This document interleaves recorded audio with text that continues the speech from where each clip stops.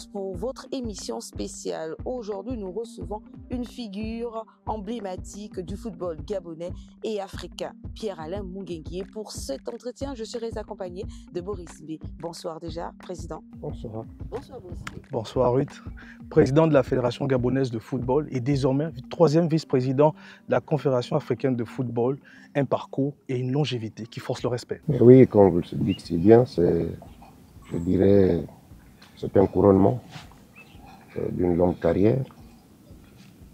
Je crois avoir commencé comme footballeur, comme tout le monde. Je n'ai pas joué longtemps et puis j'ai embrassé l'administration, mais avant l'arbitrage. J'ai été donc arbitre, puis secrétaire administratif à la Fédération gabonaise de football, secrétaire général adjoint de l'Union des fédérations de football d'Afrique centrale, président de la LINAF et ensuite président de la fédération. Je pense que c'est tout à fait logique par rapport à mon parcours dans le football. Alors, président, l'actualité récente a été marquée par la tragique disparition d'Aaron Boupenza. Nous commencerons par évoquer ce souvenir avec vous. Aaron Boupenza, du grand talent actuel du football de notre pays, qui nous quitte malheureusement la fleur de l'âge. C'est un regret pour le football national et international. Aaron Boupenza nous quitte au moment où l'équipe nationale est qualifiée pour la Coupe d'Afrique des Nations et certainement sur le point de se qualifier pour la Coupe du Monde. Donc c'est une lourde perte pour le football de notre pays. Quel souvenir gardez-vous de l'homme joueur, le footballeur que vous avez côtoyé? Aaron Boupenza sur le terrain était un excellent footballeur. Dans les moments de lucidité, un jeune garçon aimable, mais qui, comme tout le monde, peut avoir des défauts. Je pense que nous devons retenir plus les bonnes qualités de ce jeune homme qui nous a quittés. Alors, Président, de cette perte, pouvons-nous espérer des actions concrètes au niveau de la Fédération gabonaise de football en ce qui concerne l'encadrement de nos talents? Écoutez, les joueurs footballeurs professionnels sont d'abord, avant tout, des professionnels. C'est-à-dire qu'ils ont choisi le football comme métier. Ils doivent vivre de ce football-là et préparer leur avenir à travers leur carrière. Les accompagner, oui, nous les accompagnons. Comment? Il y a quelques années, 3 filles de l'équipe nationale féminine avaient obtenu leur bac et n'avaient pas été orientées. La fédération avait décidé de payer leurs cours à l'Institut national de la jeunesse et des sports.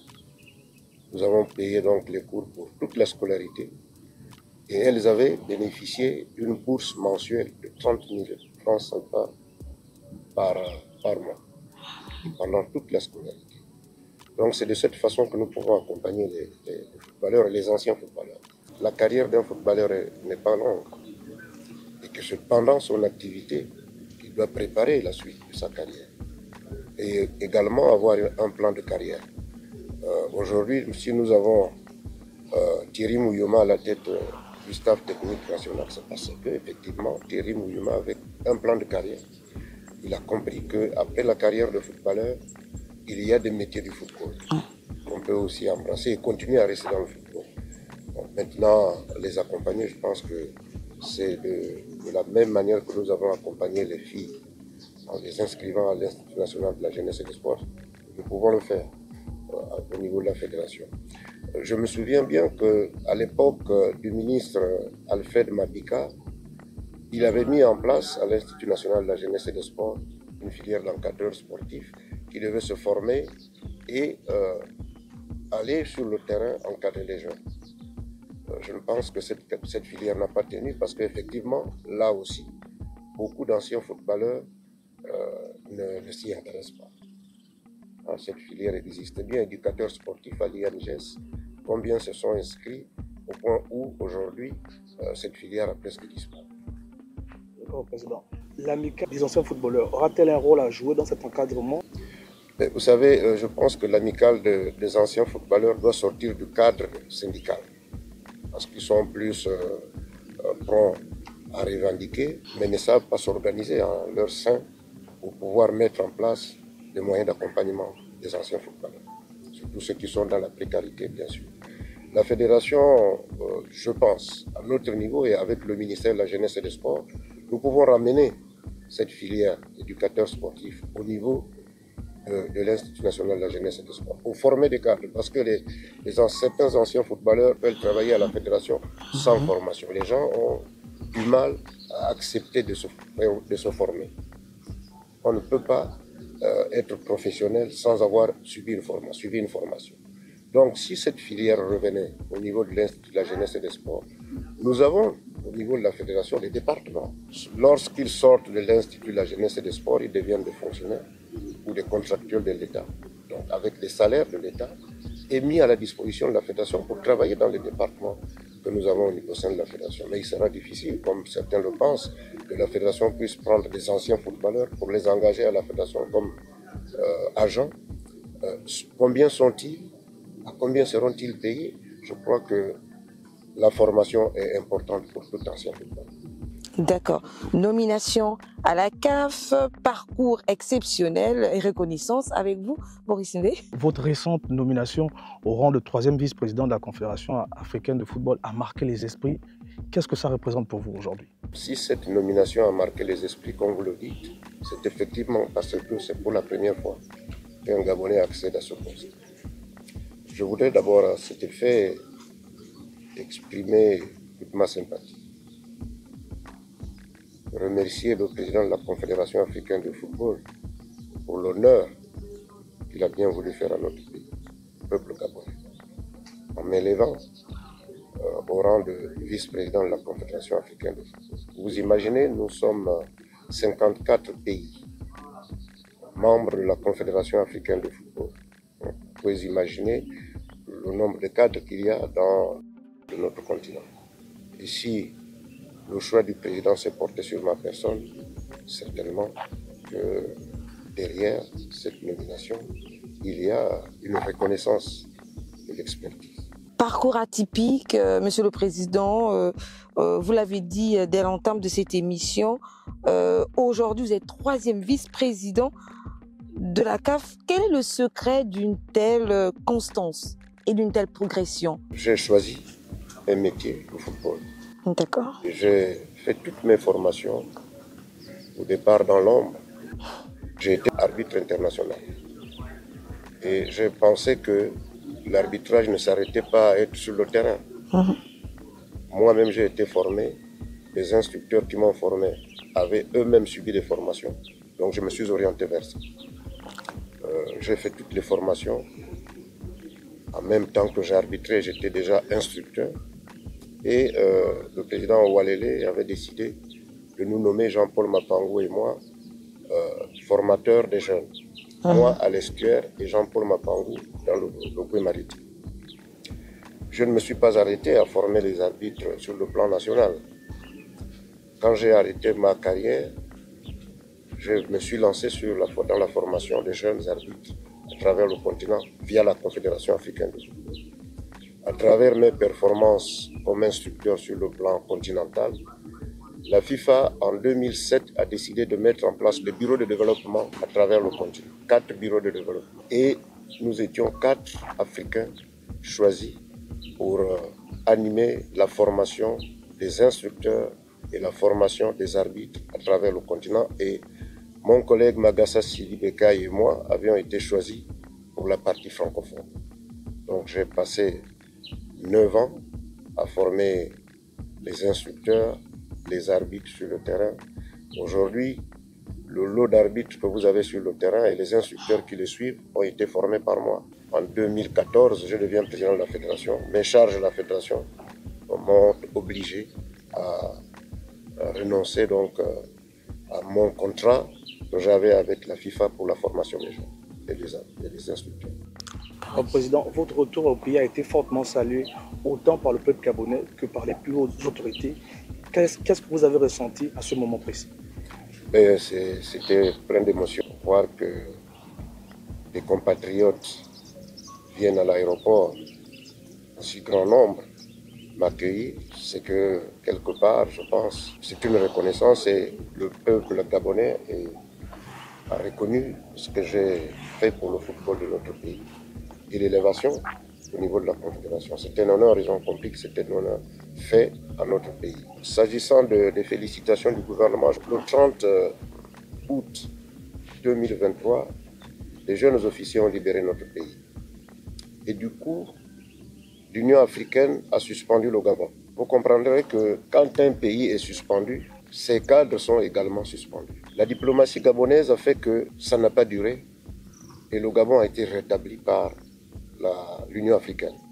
C'est grâce à cette diplomatie que j'ai pu accéder à cette nomination au poste de vice-président. On ne peut pas imaginer que le Gabon soit suspendu et qu'un cadre gabonais soit élevé à la vice-présidence de la Confédération africaine de football. Non, ça ne pouvait pas se faire. Et donc je remercie moi aussi les autorités gabonaises à travers leur diplomatie pour avoir permis que le Gabon soit rétabli et que je sois moi aussi élevé au poste de vice-président de la Confédération africaine. Monsieur Pierre-Alain Mungengui, nous allons parler cette fois-ci des épreuves et des ambitions. Et nous allons commencer par celle-ci. Votre mandat actuel à la Fédération gabonaise de football a été marqué par des moments difficiles. Repensez-vous parfois à cette période d'incarcération? Évoquer tout le temps, c'est bien, mais je pense que c'est un peu classé dans la mémoire de l'histoire. Vous avez compris également que c'était des manœuvres pour m'écarter de la présidence de la FEGAFOOT. C'était des manœuvres qui ont commencé un an avant l'élection de Lambaréné. Déjà en 2018, lorsque j'envoie l'équipe nationale féminine de moins de 20 ans au tournoi de Marseille, le retour de ce tournoi, M. Koula pond un article dans les réseaux sociaux pour dire que les filles ont été abusées à Marseille. L'article paraît dans les 3h, 4h et à 7h, le ministre de l'époque, M. Billy Binze, appelle les BE2 pour leur demander d'arrêter les membres de la fédération. En le faisant, il pensait que le président de la fédération, qu'il voulait écarter de la course à la FEGAFOOT, était à Marseille. Donc c'était cette aubaine-là qu'il voulait donc exploiter pour pouvoir empêcher ma candidature. J'avais à l'époque fait revenir toutes les filles qui étaient à Marseille avec leurs parents, logées dans un hôtel, pour que chaque matin, ils passent avec leurs enfants à l'audition au B2. L'encadrement technique avait été arrêté au B2 pendant une semaine pour qu'à la fin, on découvre que c'était une affaire montée. Nous sommes restés entre 2018 et 2022. 2022, le problème est revenu sur la table. Cette fois-ci, avec des gens instrumentalisés qui sont venus faire des témoignages du genre il y a la pédophilie, Capello fait ceci, fait cela, et quelqu'un serait venu m'informer de cela. Et c'était tellement bien fait que quand au B2, on me confronte à ce monsieur qui est venu faire ce témoignage, pour lui demander, oui, vous êtes venu dire au président de la fédération ce que Capello fait. Dites-nous qu'est-ce que Capello fait. Il n'a pu rien dire. Il n'a rien dénoncé, il n'a rien dit. Et comme les autorités de l'époque étaient de connivence, étaient responsables de cette situation, les interrogations sur mon supposé adversaire n'avaient pas prospéré. Au tribunal, on lui a posé la même question. Qu'est-ce que Capello fait? Qu'est-ce qu'elle a fait? Qu'est-ce que vous connaissez? Qu'est-ce que vous en savez? Il a seulement dit, je n'ai jamais vu une fille dans la voiture de Capello, c'est toujours des jeunes garçons.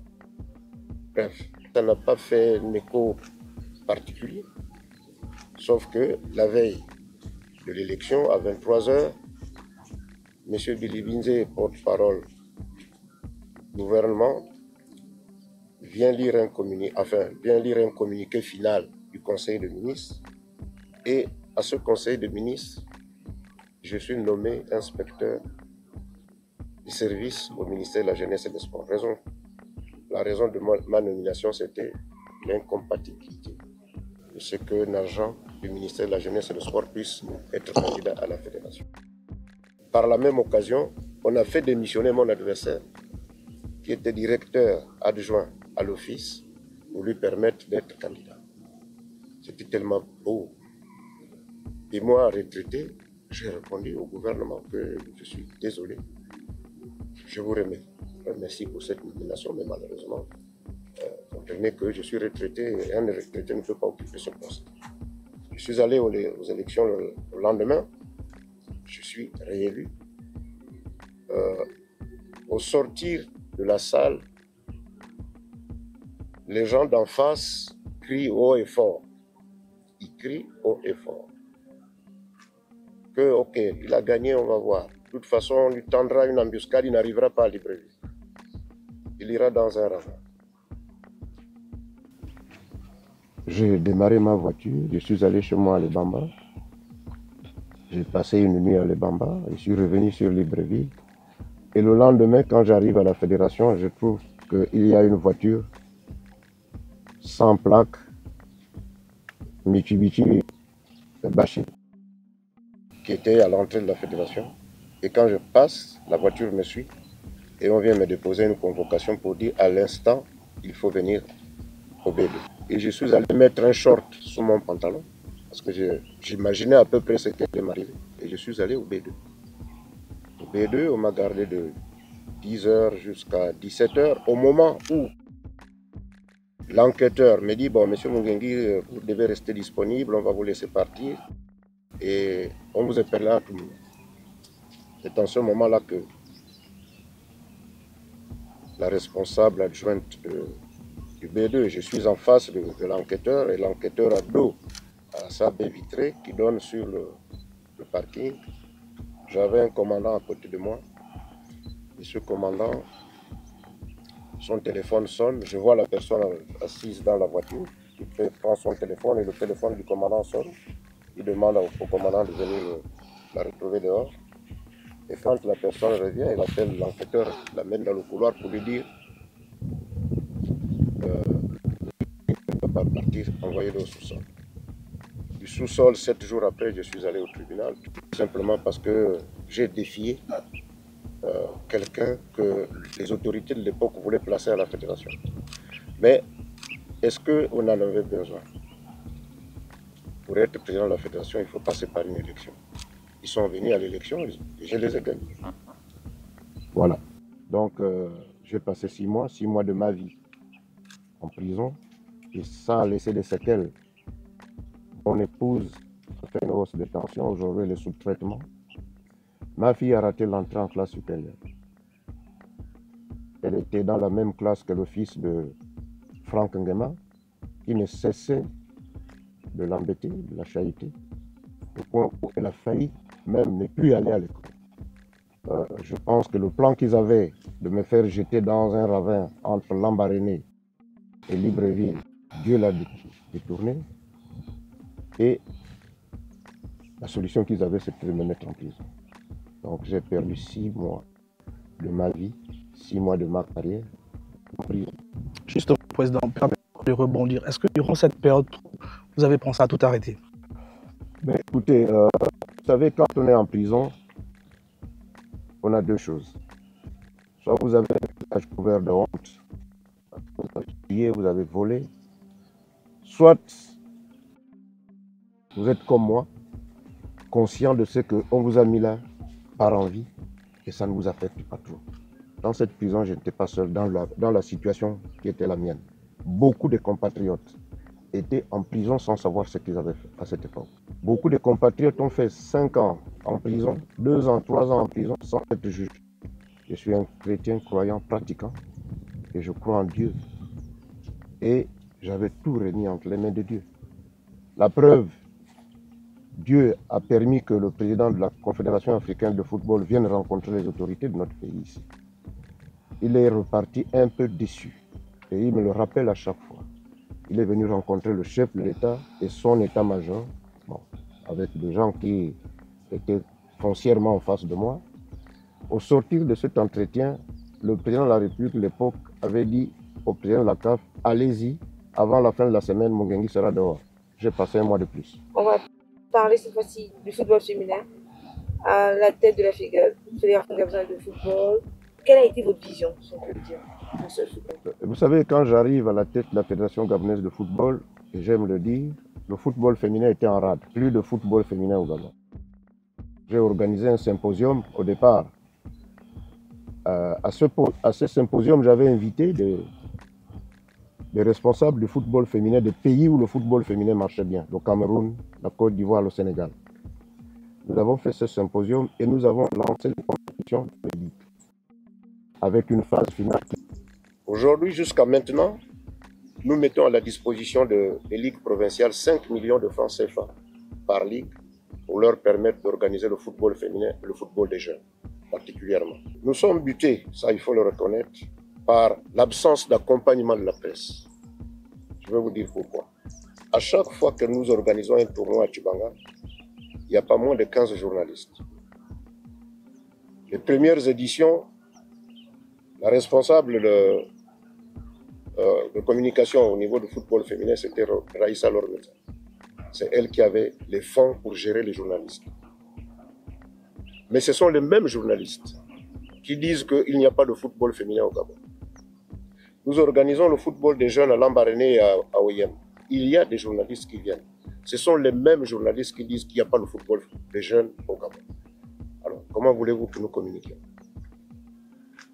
Comment voulez-vous que la fédération communique si ceux qui sont pris en charge par la fédération dans ces tournois-là viennent dire le contraire? Nous inscrivons des équipes féminines dans les compétitions internationales. Les filles sont ici, on les appelle pour dire sortez du camp. Il y a certaines filles qui étaient déjà là, en regroupement avec l'équipe nationale. Les gens à l'extérieur appellent pour dire sortez, sortez. Après, les mêmes viennent crier sur les résultats de l'équipe nationale. Qu'est-ce qu'on fait? On abandonne le football féminin? Non. Je pense que pour le moment, puisque les plus grands, les seniors, sont désormais instrumentalisés, nous repartons à la base. On va organiser des compétitions de jeunes avec les moins de 15 ans, moins de 17 ans, pour pouvoir les élever et avoir des équipes compétitives à l'avenir. Monsieur le Président, permettez-moi de revenir parce que tout à l'heure, vous avez évoqué l'arrivée du président de la Confédération africaine de football au Gabon. Est-ce que lorsque le président vous a rendu visite, ça a renforcé vos liens? Bon, écoutez, je n'avais pas de problème particulier avec le président. La preuve, c'est que si j'avais des problèmes avec le président, il ne serait pas venu. Le président, c'est un manager, c'est quelqu'un qui est rassembleur. Et quand il est arrivé ici, c'est parce qu'effectivement, il avait la conviction que tout ce que je vivais là, je le vivais à tort. La FIFA a été représentée à Lambaréné, la CAF était représentée à Lambaréné, et tous ont fait des rapports à la CAF et à la FIFA sur ce qui s'est passé à Lambaréné, ce qui s'est passé avant, pendant et après. C'est fort donc de ces rapports que le président s'est dit c'est un innocent. Je m'en vais, j'ai rencontré les autorités de ce pays. Voilà. Donc nos rapports sont toujours, je dirais, excellents. 3 mandats à la tête de la Fédération gabonaise de football, quel bilan? Et peut-être êtes-vous assez optimiste pour une probable qualification de l'équipe gabonaise à la Coupe du Monde? J'ai fait trois mandats à la tête de la Fédération gabonaise de football. Je dirais que j'ai fait un seul mandat en tant que président. Après les 2 autres, j'ai été persécuté de tous côtés pendant les 2 autres mandats. Comme maintenant, vous vous imaginez, en avril prochain, il y a l'élection de la Fédération gabonaise de football. Les mêmes renards sont sortis des arbres. Hein, on appelle la FIFA, on appelle ici, on appelle des gens pour dire bon, venez témoigner, ainsi de suite. Donc, c'est le même scénario. Le problème, ce n'est pas tant le mandat, mais comment je mène ce mandat. Je disais que moi, j'ai foi en Dieu. Tout ce que les gens mettent comme plan pour me détruire se retourne contre eux-mêmes. Souvent contre eux-mêmes. Moi, je suis là pour le développement du football. Et je ne peux pas développer le football sans tout le monde. Donc, c'est ensemble que nous devons développer le football. C'est ensemble que nous devons atteindre les objectifs. Vous vivez actuellement votre 3e mandat à la tête de la Fédération gabonaise de football. Une question s'impose. Serez-vous en course pour un 4e mandat? Ça peut dépendre de moi, ça peut dépendre de la communauté du football. Ok? Pour le moment, est-ce que le Gabon sera qualifié pour la Coupe du Monde? Voilà l'objectif. Ma tête est là. Je suis en train de préparer mes équipes moralement pour que notre équipe puisse se qualifier pour la première fois à une Coupe du Monde. L'élection de la fédération, pour le moment, je n'en fais pas un point clé. D'accord. Moi, je suis focalisé sur la qualification de notre équipe pour la Coupe du Monde. Dans le reste viendra. On verra après cette qualification qui interviendra en septembre. Déjà, parce que même s'il y a des matchs après, mais le tournoi décisif, je pense que c'est en septembre. La Côte d'Ivoire, qui a un point de plus que nous, donc nous nous battons pour faire en sorte que ce match qui va nous opposer, ce match direct, pour le moment. Ma tête est dans ça. Pierre-Alain Mungengui, président de la Fédération gabonaise de football. Monsieur le Président, un dernier mot sur vos ambitions, sur les ambitions du football gabonais, africain et peut-être pour les années à venir. Le football gabonais se porte bien et peut se porter mieux si tous les acteurs du football gabonais regardaient dans la même direction. Il peut se porter mieux. Mais si, comme je disais tantôt, on sélectionne des filles et puis des gens extérieurs appellent certaines filles pour dire quitter le regroupement, en nous comportant de cette façon, nous ne rendons pas service à notre pays. Les autorités de notre pays mettent beaucoup d'argent pour le développement du football, particulièrement le championnat national et les équipes nationales. Mais si nous, à l'intérieur, nous qui sommes appelés à animer cette activité, nous ne regardons pas dans la même direction, je pense que nous n'avons pas une vision pour le développement du football de notre pays. Alors, Président, merci d'avoir rendu possible cet échange rempli de sincérité et de clairvoyance. C'est moi qui vous remercie de m'avoir donné l'opportunité de m'exprimer, pas à vous, mais au peuple gabonais et au peuple du monde entier.